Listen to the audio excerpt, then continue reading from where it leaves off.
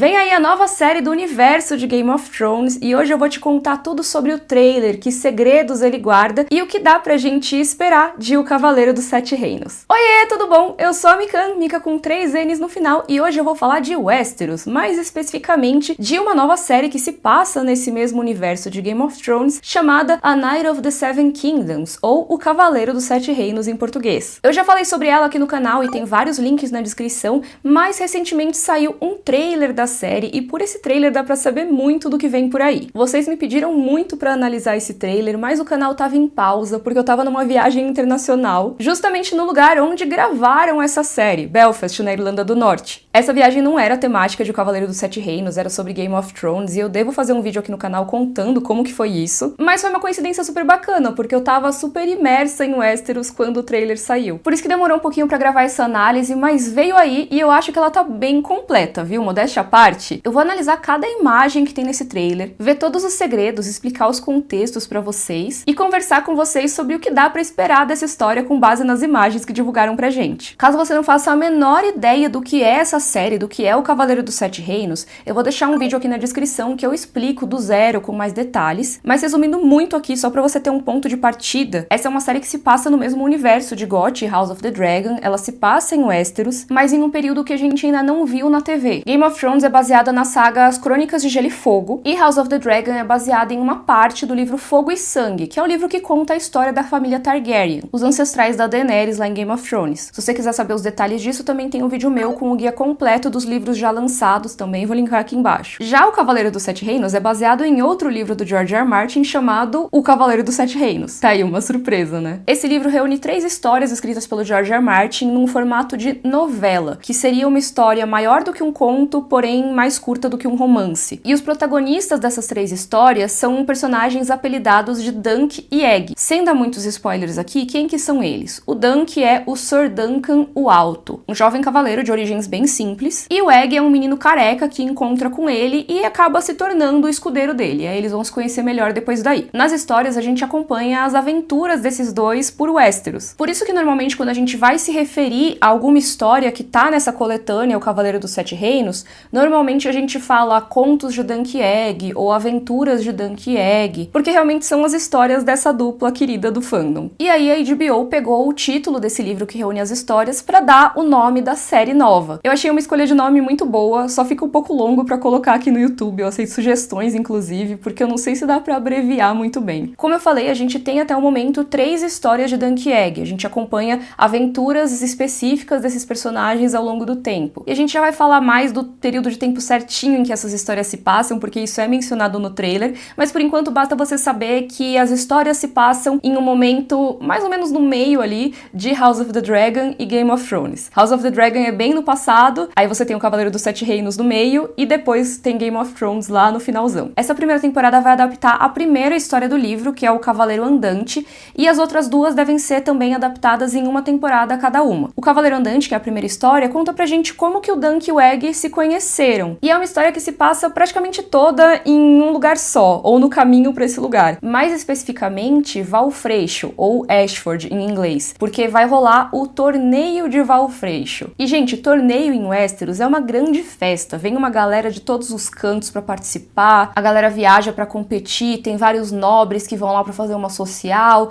tem os jovens cavaleiros que vão tentar vencer ali pra conquistar honra, ou quem sabe um dinheirinho, tem os artistas que vão lá pra se apresentar, então é sempre um grande evento. E no trailer que eu vou analisar daqui a pouco, dá pra ter uma noção do tamanho desse tipo de evento e como as pessoas se empolgam na hora de participar. Tem muita festa, tem muitas justas, que são aquela competição que um cavaleiro vai tentar derrubar o outro do cavalo com a lança, e tem várias casas de Westeros representadas nesse torneio específico. A gente consegue identificar muitos desses personagens por causa dos símbolos de cada família. Por exemplo, nessa imagem aqui, dá pra ver que o personagem que aparece é o Sir Lionel Baratheon, que também é conhecido como a Tempestade Risonha. Ele é um cara bastante bem-humorado. Mas por que a gente sabe que ele é Baratheon? Porque ele tá com esse adereço de chifres e ali atrás tem o cervo que representa a casa Baratheon. Mas além disso, as cores das roupas que ele usa já comunicam a família, porque os Baratheon usam as cores dourado e preto. Então você bate o olho na roupa dele e você já sabe que esse cara é da família Baratheon. Por mais que não seja igualzinho as vestimentas das casas de Westeros, super dá pra relacionar as pessoas aos tipos específicos de roupa roupas que elas vestem. Por exemplo, já dá pra me identificar fácil porque eu vivo usando a wingsuit da Insider, porque ela é uma peça que resolve vários problemas de uma vez. Sabe quando um casaco é bonito, mas ele esquenta demais ou ele deforma super rápido? A wingsuit não tem nada disso. Ela tem esse tecido estruturado com um caimento perfeito, então dá pra usar tanto no look mais arrumado quanto nos corres do dia a dia sem perder o conforto. E agora é o melhor momento pra garantir a sua, porque a gente tá no Black November da Insider. O mês todo vai ter promoção de Black Friday e essa é a maior Black Friday da Insider até hoje. Durante o mês inteiro tem até 50% off, somando os descontos do site com o meu cupom MICAN, assim como tá escrito na tela, MICAN com 3 N's no final. E essa semana agora é a melhor do ano pra garantir os best-sellers da Insider, tipo a wingsuit, com o melhor preço de 2025. Tem também frete grátis, brinde de acordo com o valor da compra e várias promoções relâmpago rolando o tempo todo. Inclusive, pra não perder essas promoções, já entra no grupo de WhatsApp da Insider, porque quem tá lá recebe antes de todo mundo as flash promos, com descontos ainda maiores, mas por tempo super limitado. Então já entra no grupo pra não perder, eu vou deixar o link na descrição. E na descrição também tem o link do site que já coloca o meu cupom direto no seu carrinho. Muito obrigada, Insider, por patrocinar esse vídeo e bora falar de Dunk Egg!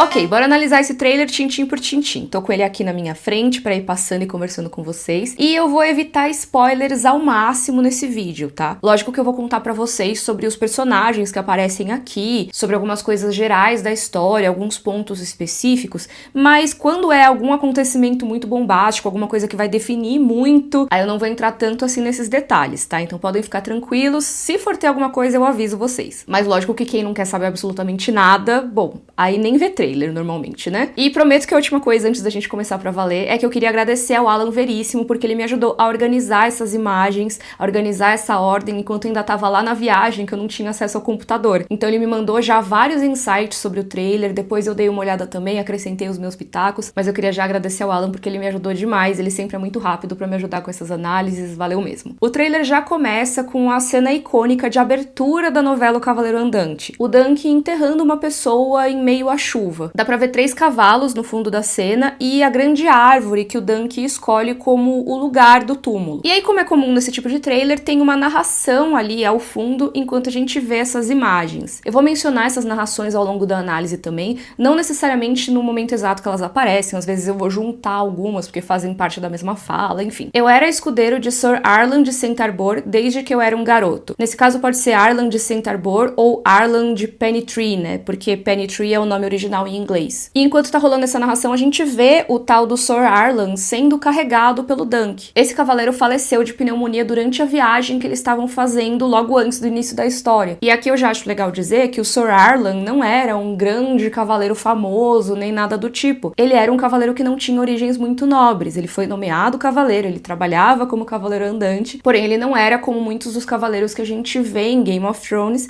que são cavaleiros que vêm já de origens muito nobres, que têm terras e tudo mais. O Sir Arlan era um cavaleiro menor, e o Dunk trabalhava como escudeiro dele. O Dunk, na história original, também tem uma origem bastante pobre. Ele era um menino da Baixada das Pulgas, em Porto Real. E um dia o Sir Arlan encontrou o Dunk lá e meio que pegou ele pra criar, sabe? Decidiu que ele ia ser o novo escudeiro dele, porque o anterior tinha morrido. E aí aparece a legenda dizendo um conto 100 anos antes de Game of Thrones, o que é mais ou menos perto dos livros. É aquele negócio que eu falei no começo do vídeo que a gente ia abordar com mais detalhes. Pois é, chegou o momento. Quando a gente pensa na cronologia dos livros, os acontecimentos de Game of Thrones, os acontecimentos iniciais ali, rolam a partir do ano 298 DC, que é depois da conquista. Já os eventos de O Cavaleiro Andante, que inspirou essa primeira temporada, ocorrem em 209 DC, ou seja, essa temporada se passaria 89 anos antes de Game of Thrones. Eu sei que Game of Thrones não tem necessariamente a correspondência exata, histórica, aos acontecimentos dos livros, porque tem umas diferenças de idade de personagens, então tem aí algumas coisas que a gente tenha que ajustar, ao mesmo tempo tem os documentos em que aparecem datas que parece que correspondem aos livros, mas de qualquer forma, não acho que a gente tem que entrar nesse nível de detalhe nesse vídeo aqui. Acho que mesmo se a gente for considerar a cronologia de Game of Thrones igualzinha à cronologia das crônicas, ainda tem uma diferença aí entre 89 anos e 100 anos, né? Mas eu sinceramente não acho que isso seja uma grande questão, até porque quando a gente pega o primeiro teaser de House of the Dragon, lá atrás, antes da série ser lançada, lançada, eles divulgavam dizendo que era 200 anos antes da queda do trono. E aí o primeiro episódio da série fala que é 172 anos antes de Daenerys Targaryen. Então tem umas coisas que, se você parar pra fazer as contas mesmo, talvez não correspondam mesmo. Às vezes o material de divulgação não necessariamente vai corresponder ao que vai ser mostrado na série. E mesmo se eles mudarem, beleza, eu acho que eles vão ajustar ali pra fazer sentido na cronologia desse cânone específico das séries. Acho que a gente pode levar em conta que a história se passa cerca de um século antes de Game of Thrones, e isso é o suficiente pra entender que ela tá ali no meio de House of the Dragon e Game of Thrones. Já se passou um tempão do que seria o fim do conflito de House of the Dragon,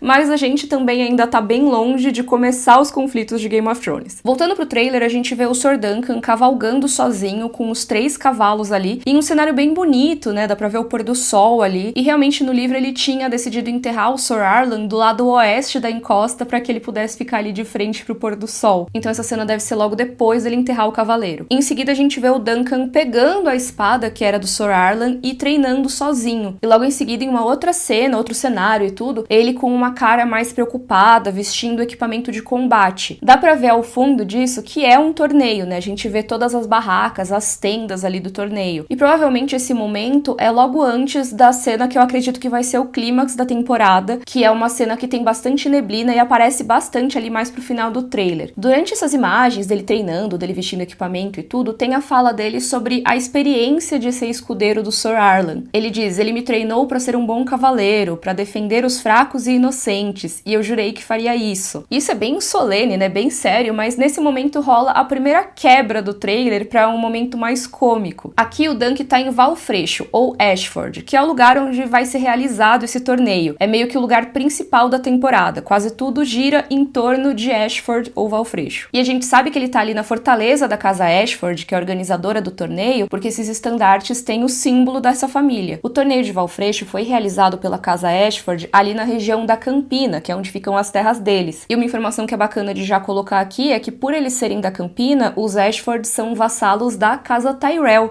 que faz um tempão que não aparece nesse universo, né, porque eles só apareceram pela última vez lá em Game of Thrones, mas eles são importantes aqui nessa primeira história de O Cavaleiro dos Sete Reinos, porque esse torneio tá rolando nas terras dos vassalos deles. E enquanto o Dunk tá nesse cenário, na sede da casa Ashford, um cavalariço vai lá e pergunta pra ele: "Ô, você é o Baelor Targaryen?" O Dunk responde que não, ele não é esse cara, e o cavalariço fala: "Então, ô, sai da frente, né?" E o Dunk já meio que sai, meio confuso, meio pedindo desculpas, assim, o que já mostra que ele é meio peixe fora d'água nesse tipo de lugar, ele não tá tão acostumado com as normas sociais, ele não sabe muito bem se portar como um cavaleiro, pelo menos nessa parte mais social. Pra contextualizar, quem é esse Baelor Targaryen que o cavalariço pergunta? Ele é o atual herdeiro ao Trono de Ferro. Ele é o filho mais velho do rei dessa época, que é o Daeron II, e também atua como a mão do rei do pai dele, ou seja, ele é meio que 2 vezes uma pessoa mega importante em Westeros, ele tem muito poder. Então o cavaleiro está falando: "Ah, você é esse cara muito incrível? Não, então sai da minha frente porque você é uma ralé, né?" E aí, com essa piadinha, eu já vi alguns comentários dando uma questionada, pensando: nossa, mas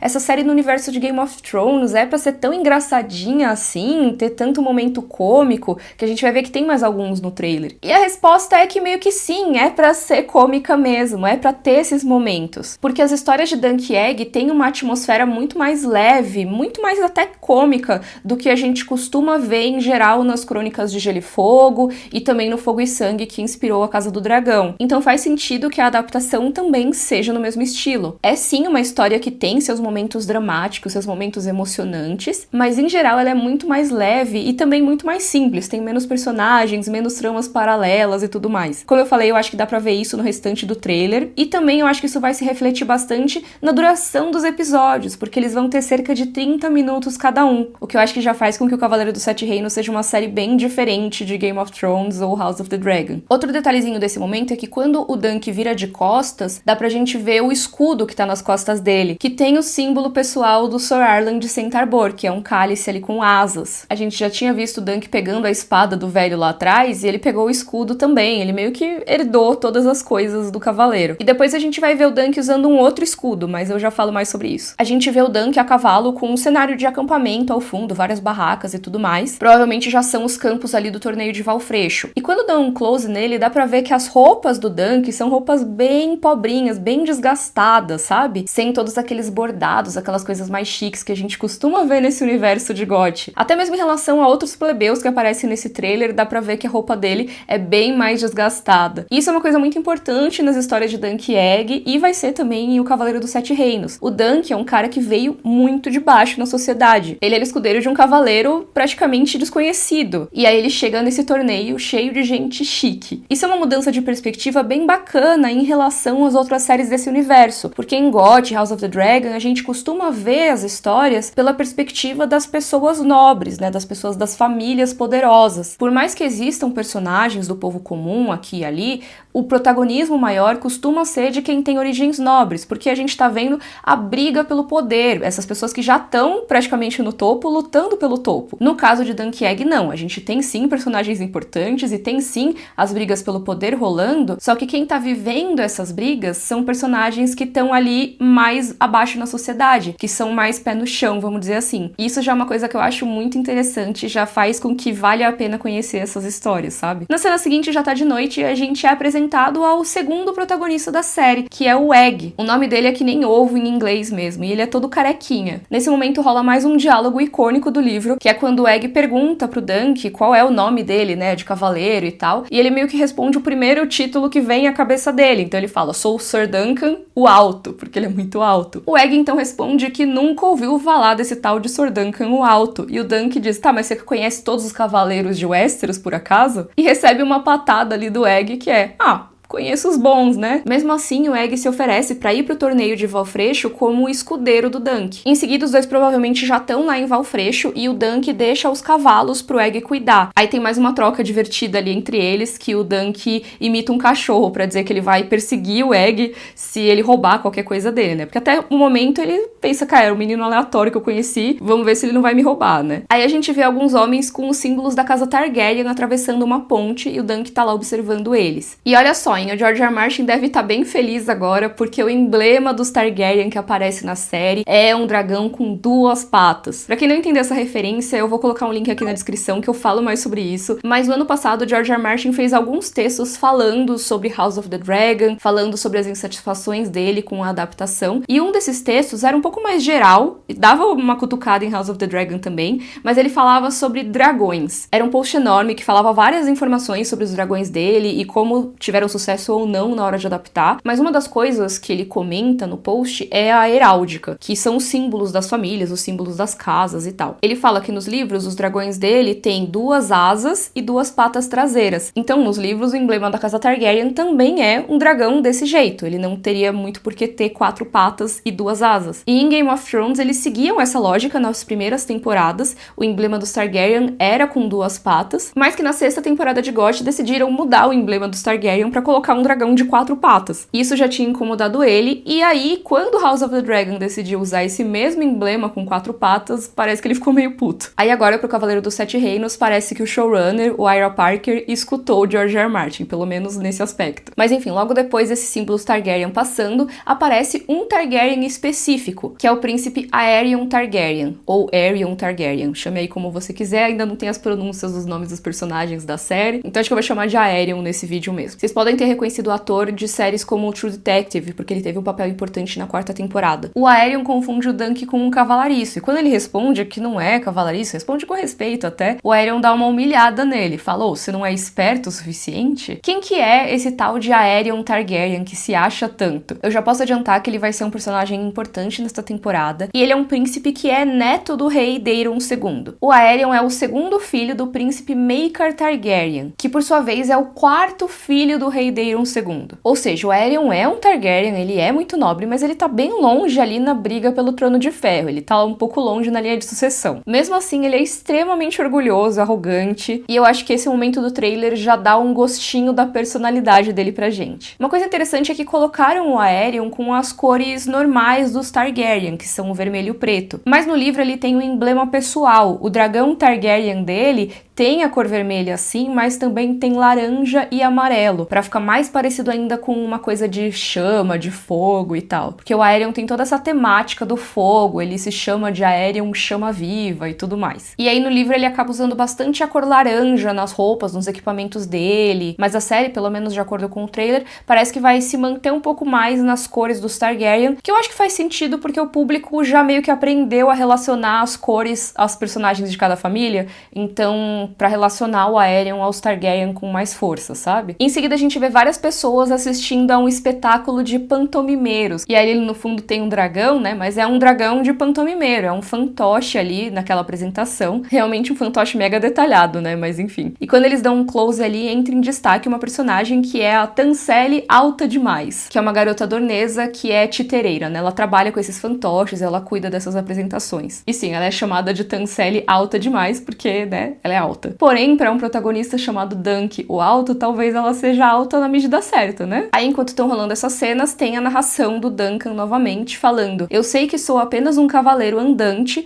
mas às vezes eu penso que posso ser algo mais. Cavaleiro andante é esse cavaleiro que não tem um senhor muito definido, assim, permanente. Não é que nem, por exemplo, eu sou um cavaleiro que serve a casa Tyrell, a casa Lannister. O cavaleiro andante é tipo freelancer, ele tem que ficar oferecendo os serviços dele pra ver se algum senhor vai querer contratá-lo, talvez um dia, quem sabe, admiti-lo ali pra sempre no seu serviço, mas em geral é por um período de tempo determinado. Então eles normalmente vagam muito ali em busca de serviço. E o Dunk tá ali no torneio pra participar, talvez em busca desse tipo de coisa, de novos trabalhos, talvez em busca de chamar a atenção de algum lorde poderoso que possa contratá-lo, talvez em busca de outras coisas também. Logo que tem essa fala do Dunk, corta pra um homem rindo e cuspindo ali enquanto o Dunk olha com nojo pra ele. A gente já sabe por uma prévia anterior que esse homem ali é o Plummer, que é o intendente ali em Valfreixo. Ele basicamente vai registrar o nome das pessoas que querem participar do torneio. E pro Dunk conseguir participar, ele precisa conseguir convencer o Plummer de que ele é um cavaleiro e de que ele tem como participar. Aí a gente vê um acampamento com várias tendas coloridas lado a lado. E essa é a estrutura do torneio de Valfreixo. Pelas regras do torneio, você tem 5 campeões, 5 participantes ali que estão meio que defendendo um título. Eles ficam com as suas tendas montadas lado a lado, esperando aparecer alguém que desafie eles pras justas. O cavaleiro que quiser participar tem que escolher um desses 5 campeões para desafiar, e aí a partir do resultado eles veem quem vai ser o próximo campeão, quem vai ficar lá naquele lugar. É meio que nem defender o cinturão de campeão, sabe? Pode ser, eu não manjo de luta, mas eu imagino que seja meio assim. Basicamente, eles vão trocar a pessoa que tá lá conforme esse campeão for derrotado ou entra outro lugar. Os 5 primeiros, que estão lá desde o início do torneio, foram escolhidos pelo próprio Lord Ashford, o organizador de tudo. E aí, conforme a competição rola, a gente espera que vão mudando essas barracas aí. Mas quando a gente olha para as barracas nesse momento, dá pra ver que tá quase igual à configuração inicial que tem no livro. E como eu sou maluca, eu vou falar de todas as barracas e todas as casas que dá pra gente identificar por elas, sim. A primeira barraca é obviamente Targaryen, né? É vermelha e preta, tem um dragão ali, mas tá faltando um negócio, cadê o cabelo platinado? E é isso, gente, finalmente temos Targaryens de cabelo escuro nas adaptações de TV, sem ter paternidades misteriosas. Porque meio que até o momento só tinha o Jon Snow e os filhos da Rhaenyra, o que não é uma coisa que acontece nos livros. Nos livros a gente tem sim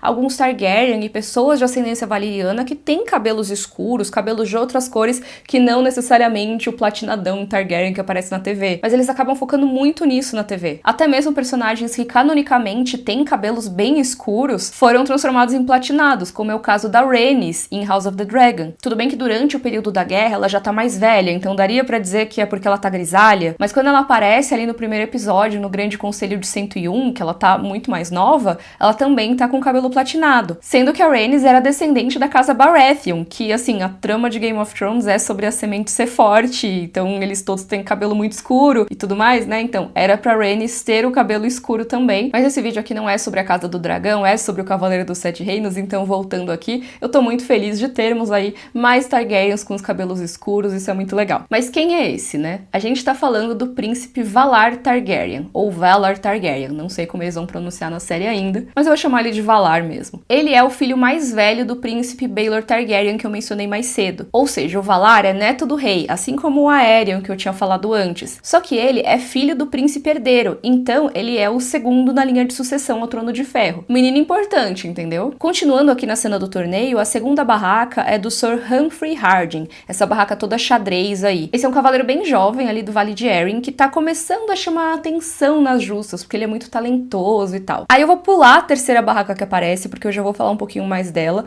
Só queria adiantar que a quarta e a quinta barracas têm ali o mesmo símbolo, né? Porque são ambas barracas da casa Ashford, que a gente já viu antes naquela cena ali com o Dunk, esse símbolo mais alaranjado ali dos Ashford. Essas barracas pertencem ao Robert e ao Andrew, que são os filhos do Lord Ashford, e eles foram escolhidos ali como campeões pelo pai deles, porque o pai não é bobo nem nada, né? Quer dar um destaque pros filhos também. Mas agora vamos voltar pra terceira barraca, pra barraca do meio aí, porque ela é um caso meio curioso, que no livro, se fosse no começo ali do torneio, como é o que eu tô imaginando que seria essa imagem, essa barraca pertenceria ao Lord Leo Tyrell, que é um dos campeões iniciais ali do torneio, e teoricamente no livro ele fica bastante tempo sem ser derrotado, então a barraca dele continuaria aí por um certo tempo. Mas essa barraca, como aparece aqui no trailer, não tem o símbolo nem as cores dos Tyrell, e sim da casa Baratheon. Tem inclusive um símbolo ali em cima da barraca que parece um cervo. Essa barraca pertence ao Tempestade Risonha, que eu já tinha mencionado lá no começo do vídeo, lembra? Tem as mesmas cores e tudo. E no livro, o Tempestade Risonha entra assim no torneio e ele participa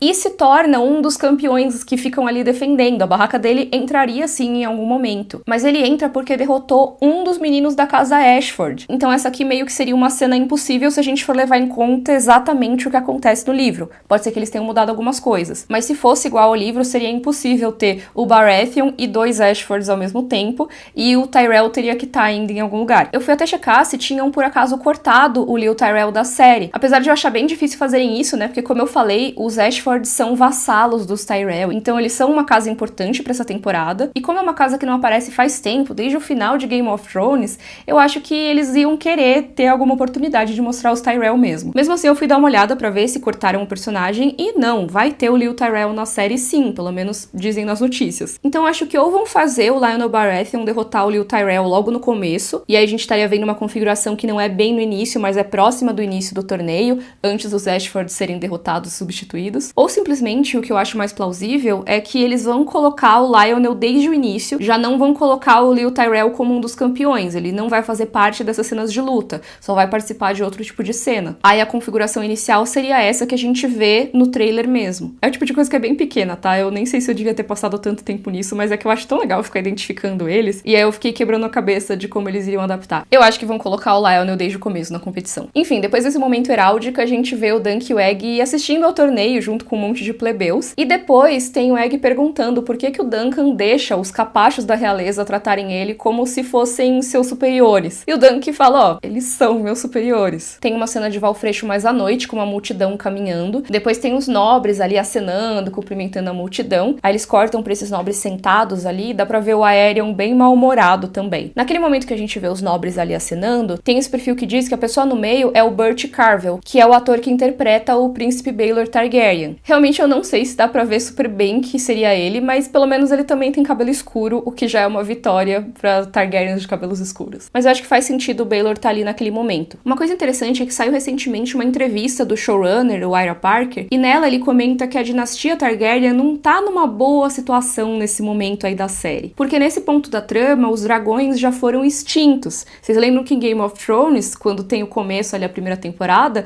os dragões já tinham sido extintos faz tempo, né? Todo o rolê de GOT é que, uau, como assim os dragões voltaram? Mas eles ficaram muito tempo extintos. Aconteceu alguma coisa ali entre House of the Dragon e Game of Thrones que fez com que os dragões fossem eliminados do mundo. E isso afeta diretamente a casa Targaryen, porque eles conseguiram conquistar o Westeros graças ao poder dos seus dragões. E eles se mantiveram no poder muito tempo também graças a isso. Então agora que eles foram extintos, isso afeta diretamente o poder da casa Targaryen, toda a autoridade que eles têm normalmente em Westeros. Muitos podem estar se questionando por que eles deveriam aceitar os Targaryen como seus governantes e não qualquer outra pessoa, se o que deixava eles mais especiais, vamos dizer assim, eram os dragões que não existem mais. De acordo com o Ira Parker, os Targaryen normalmente não teriam nem cogitado ir a um torneio como esse de Valfreixo, porque é um torneio muito pequeno, uma coisa mais simples, sabe, de uma casa menor. Mas eles decidem ir marcar presença justamente para conseguir mais apoio e mais popularidade entre os nobres e os plebeus. Achei legal incluir esse contexto aqui, porque foi legal que o showrunner falou esse tipo de coisa. Aí a gente tem um cavaleiro com um escudo Baratheon, um elmo de chifres, Sir Lionel Baratheon, né? E atrás dele, curiosamente, tem alguém com um símbolo que parece uma torre. Talvez alguém da casa Hightower, mas por que isso é curioso? Porque no livro, se eu não me engano, não é mencionado nenhum Hightower como participante. Mas talvez coloquem os Hightower porque porque agora o público conhece mais essa família graças à Casa do Dragão, né? Então talvez eles incluam. E também pode ser, mas aí pode ser viagem minha também, eles tenham criado um símbolo oficial pra Casa Raistlin, que é uma das casas que participam ali do torneio, e que o símbolo, se eu não me engano, é meio que um portão, uma parede de pedra. Mas assim, eu tô achando essa torre muito parecida com a dos Hightower, pelo menos ali no fundo. Então acho que não tem nada a ver com os Raistlin. Deve ser viagem minha. Comentem aí o que vocês acham. Aí tem dois caras treinando ali, e um deles trata o outro com bastante violência, até dá um chute nele. E eles claramente são o Sir Stefan Fossway e o Raymond Fossway. Dois personagens bastante importantes pra história. O Stefan é cavaleiro e o Raymond é o escudeiro dele. Além da relação entre esses dois e a forma como eles aparecem ser bem igual ao livro, dá pra gente saber que são os dois, porque quando o Stefan chuta o Raymond, dá pra ver ali na roupa dele uma maçã, que é o símbolo da Casa Fossway. O Dunk aparece conversando com o Lionel Baratheon no que parece ser tipo um banquete, assim. E o Dunk tá usando meio como se fosse um adereço, parece até uma coroa, assim, com os chifres da Casa Baratheon, que deve ter sido alguma brincadeira do Lionel, alguma pegadinha que ele fez. Ah, vou te botar uma coroa, porque não sei o que, não sei o que lá. Eu vejo muito ele fazendo isso. E o Dunk diz, esses homens têm nome, têm treinamento, que chances eu tenho? E o Lionel só responde assim, nenhuma chance. Amei, muito otimista. Aí a gente vê uma estrela cadente nos céus, e o Dunk e o Egg veem isso, eles estão olhando pra esse céu estrelado. Nisso o Egg fala que uma estrela cadente traz sorte pra quem vê. Em seguida o trailer mostra pra gente o escudo novo do Dunk, com o símbolo que ele adota como cavaleiro, que é uma estrela cadente sobre uma árvore, que é um olmo, né, essa árvore, e o pôr do sol ao fundo. Aí o Dunk pergunta pro Egg, então a sorte é só nossa? E eu acho muito legal essa parte, porque é uma coisa que o Dunk pensa bastante no livro, se eu não me engano. Porque todos os nobres, eles estão lá no torneio, mas eles estão com as suas barracas, né? Eles estão ali super abrigados, nas barracas todas chiques deles. E eles estão olhando pro teto de seda dessas barracas. Eles não estão vendo as estrelas. E o Dunk, que tá ali dormindo ao relento, só com as árvores como cobertura,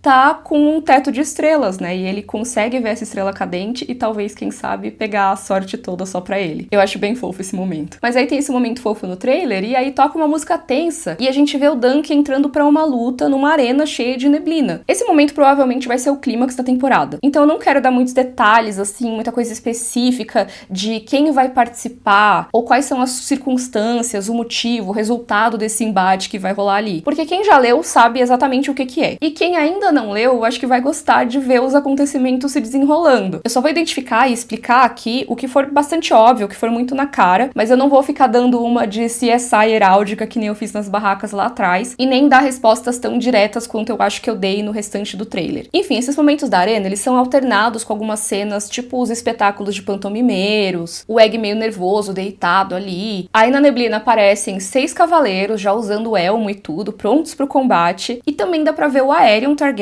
nessa mesma neblina, com uma armadura preta, toda espinhuda, assim. Depois mostra ele colocando o elmo dele. É uma máscara bem doida, né? Porque parece tipo um demônio com o cabelo pegando fogo ali, nessa temática que ele tem de chama. Acho que eles decidiram fazer o elmo dele assim. A gente vê o Sir Lionel Baratheon se preparando para um combate, um homem soprando um berrante, anunciando o início de algo. E aí no espetáculo dos pantomimeiros, a gente vê um dragão tacando fogo, assim, num cavaleiro com escudo. E, gente, eu achei muito boa a pirotecnia desse espetáculo, assim, mó da hora. E aí tem uma cena dos cavaleiros na neblina alternada com as justas do torneio. Nesse momento que mostram os cavaleiros da neblina, dá pra ver que um tem ali as cores da casa Targaryen, né? E o outro não tem nenhum símbolo de família destacado, mas usa uma armadura toda branca. Aí quando corta pra justa, a gente vê que quem tá participando é o Sir Humphrey Harding, que eu tinha mencionado antes, e ele provavelmente tá contra o xará dele, que é o Humphrey Beesbury, já que a família Beesbury usa essas cores amarelo e preto. Tem uma galera tretando na neblina de novo, alguém com o escudo Targaryen cai do cavalo e apanha de um cavaleiro que tá usando uma estrela da manhã. Aliás, gente, talvez eu não esteja falando os termos mais exatos dos equipamentos e tudo mais. Eu nunca sei quando que é mangual, quando que é estrela da manhã, mas comentem aí vocês que manjam mais que tipo de armas são, porque eu acho que isso sempre acrescenta ao vídeo. Depois a gente vê o Egg correndo desesperadamente com uma espada, e aí a gente tem um ponto de vista, né, o POV de alguém que acabou de tomar uma estrela da manhãzada na cabeça, e dá pra ver que quem tá portando essa arma, quem dá o golpe,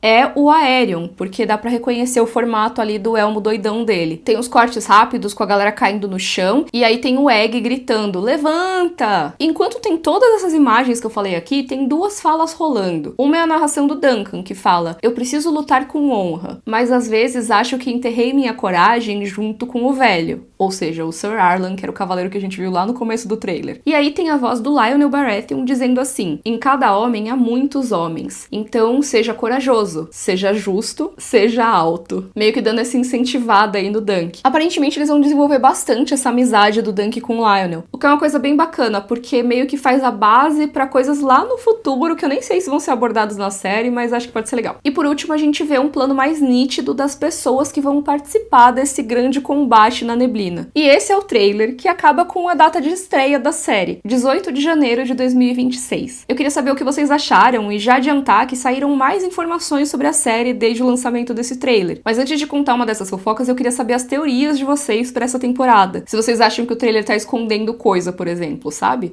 Tentem dar uma disfarçada nos spoilers nos comentários aí pro pessoal que ainda não leu. E eu também aceito ideias de formatos para cobertura da primeira temporada, porque sim, eu vou cobrir, obviamente. Então, se você ainda não é inscrito no canal, já se inscreve para não perder. Mas qual é essa fofoca? Parece que a segunda temporada de O Cavaleiro dos Sete Reinos vai começar as gravações antes mesmo da estreia da primeira temporada. A primeira temporada estreia lá no fim de janeiro e a segunda temporada já começaria a ser gravada ainda em dezembro de 2025. Esses rumores saíram no Redania Intelligence e no Westeros.org, que costumam ser fontes bastante confiáveis quando o assunto são essas notícias e vazamentos sobre os bastidores de séries de Westeros. E eu acho que isso afeta um pouco o que eu falei em um vídeo recente sobre ter duas estreias desse universo no mesmo ano, né? Em 2026 a gente vai ter tanto a primeira temporada de O Cavaleiro dos Sete Reinos quanto a terceira temporada de A Casa do Dragão. E eu tinha comentado que apesar de ser muito bacana ter as duas no mesmo ano, seria estranho em 2027, porque como as séries estão nessa tendência de 2 anos entre cada temporada, poderia ser que nada desse universo saísse em 2027, a não ser que O Cavaleiro dos Sete Reinos lançasse uma temporada por ano. Mas realmente já começar as gravações agora em 2025 garantiria a possibilidade de uma segunda temporada estrear em 2027? Talvez. Seria bem bacana não ter que esperar 2 anos pela continuação da história. E também ajuda porque o ator que interpreta o Egg não vai ser uma criança pra sempre, então eles têm que aproveitar pra garantir as gravações antes que ele cresça. O que você acha? Você acha que a gente vai ter temporadas anuais de O Cavaleiro dos Sete Reinos? Me conta a sua opinião e se você tiver visto até aqui, comenta o nome Chama Viva, assim tudo junto, pra provar que viu tudo até o final. Se você gostou, curte o vídeo, assina o canal. Um beijo e até a próxima. Tchau, tchau!